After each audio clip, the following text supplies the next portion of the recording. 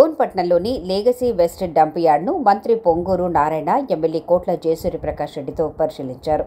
అనంతరం ఆయన మీడియాతో మాట్లాడుతూ, గత వైసీపీ ప్రభుత్వం రాష్ట్రంలో దాదాపుగా 85 లక్షల టన్నుల చెత్తను వదిలి వెళ్లిందని, నేడు ముఖ్యమంత్రి చంద్రబాబు నాయుడు ఆదేశాల మేరకు అక్టోబర్ 2 లోపల ఆ చెత్తనంతా పూర్తిగా రూపుమాపేలా చర్యలు తీసుకుంటామని, ఒక్క డోన్లోనే 50,000 టన్నుల చెత్తను గ్రౌండ్ లెవెల్లో గత ప్రభుత్వం మిగిల్చిందని, ప్రజల నుంచి పన్నులైతే వసూలు చేశారని, చెత్తను రూపుమాపటంలో నిర్లక్ష్యం వహించారని మండిపడ్డారు. ఇక్కడ శాసనసభ్యులు వాళ్ళతో నేను యాక్చువల్గా విజిట్ చేయడం జరిగింది. గత ప్రభుత్వం ప్రజల మీద చెత్త పన్నేసింది, కానీ 85 లక్షల చెత్తను యాక్చువల్గా వదిలేసి వెళ్ళిపోయింది. చెత్త పన్నేటివే కాదు, చెత్త పన్నేసింది చెత్తను క్లీన్ చేయడానికి. కానీ ఆ చెత్తని డంప్ యార్డ్స్లో 85 లక్షలు ఇచ్చింది. అయితే మా ముఖ్యమంత్రి గారు లాస్ట్ అక్టోబర్ 2వ తేదీ మచిలీపట్నంలో స్వచ్ఛాంధ్ర స్వచ్ఛ భారత్ కార్యక్రమాన్ని చేస్తూ నన్ను ప్రశ్న వేశాడు, ఎన్ని లక్షల చెత్త ఉంది? 85 లక్షలు ఉందంటే అక్కడికక్కడ ఆదేశించారు 2025 అక్టోబర్ 2వ తేదీకి పూర్తి చేయాలని. దానికి తగ్గట్టుగానే టెండర్లు పిలిచాం. ఆ కంపెనీ వాళ్ళు యాక్చువల్గా ఈరోజు రాష్ట్రంలో చేస్తున్నారు. నిన్న సాయంకాలానికి 85 లక్షల్లో 79 లక్షలు పూర్తి చేశారు. 79 లక్షల చెత్తని లెగసీని క్లియర్ చేశారు. ఇంకా కేవలం 6 లక్షలే ఉంది ముఖ్యమంత్రి గారికి ఇచ్చిన కమిట్మెంట్ ప్రకారం. అయితే రోజుకి 55,000 టన్నులు చేస్తున్నారు. గత 2 నెలల్లో వర్షాలు ఉండటం వల్ల కొంత అంతరాయం జరిగింది. ఇలాంటి ఎవరికి అయిపోయింది అది. రోజుకి ఇప్పుడు 55,000 టన్నులు ఎక్కువ చేస్తున్నారు.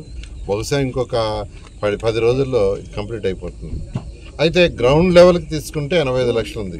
ఆ రోజు ముఖ్యమంత్రి గారు కూడా చెప్పాను, గ్రౌండ్ లెవెల్కి 85 లక్షలు.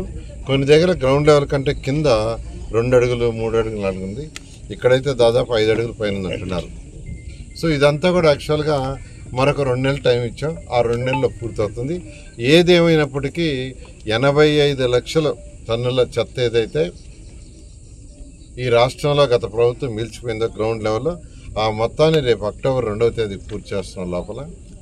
ఈరోజు డోన్లో అయితే ఆల్మోస్ట్ 50,000 టన్నులు ఇక్కడ మిగిలిపోయింది. గత ప్రభుత్వం డోన్లో 50,000 టన్నుల చెత్తను వదిలేసిపోయింది. దాంట్లో నిన్నటికి 36,000 టన్నులు కంప్లీట్ చేసేసారు. రోజు 1,600 చేస్తున్నారు. ఇప్పుడు వర్షాలు లేవు కాబట్టి వాళ్ళు చెప్పేది ఏంటంటే ఆ మిగిలింది మరొక 1 వీక్లో కంప్లీట్ చేస్తామన్నారు. ఈ విధంగా ఈరోజు రాష్ట్రంలో జరుగుతుంది.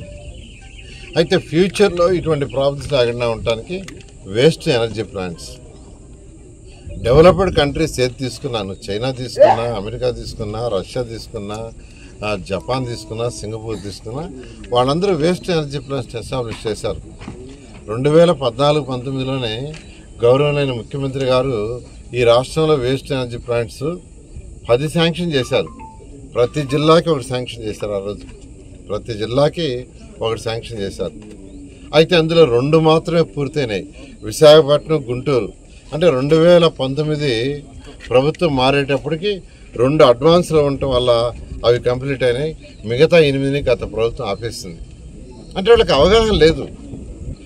ఈరోజు నువ్వు గుంటూరు తీసుకున్నా, విజయవాడ తీసుకున్నా, సరౌండింగ్ ఏరియాస్ తీసుకుంటే అక్కడ అసలు ఈ యొక్క చెత్త ఉండే డంప్ యార్డ్స్ లేవు. ఏ రోజుకి ఆ రోజు తీసుకుపోయి ఆ వేస్ట్ ఎనర్జీ ప్లాంట్లు వేస్తున్నారు. అక్కడ బర్న్ అయిపోతుంది, ఎలక్ట్రిసిటీ ప్రొడ్యూస్ అవుతుంది. అదేవిధంగా విశాఖపట్నం సరౌండింగ్స్ మున్సిపాలిటీస్ తీసుకుంటే అక్కడ కూడా డంప్ యార్డ్స్ లేవు. ఏ రోజుకి ఆ రోజు ఇచ్చింది తీసుకుపోయి దాంట్లో వేస్తున్నారు, బర్న్ అయిపోతుంది, ఎలక్ట్రిసిటీ వస్తుంది. కానీ గత ప్రభుత్వానికి ఇటువంటి అవగాహన లేక ఏదైతే 10 శాంక్షన్ చేస్తే 8 క్లోజ్ చేసేసింది, స్టార్ట్ చేయలేదు అసలు. కానీ ఈ ప్రభుత్వం వచ్చిన తర్వాత మళ్ళీ ముఖ్యమంత్రి గారు స్టార్ట్ చేయమంటే ఈరోజు ఈ రాష్ట్రంలో 1, 2 కాకుండా మరొక 6కి యాక్చువల్గా శాంక్షన్ ఇచ్చాం. వాటిలో 4 అయితే టెండర్ అయిపోయినాయి, వర్క్ ప్రాసెస్ స్టార్ట్ అయింది.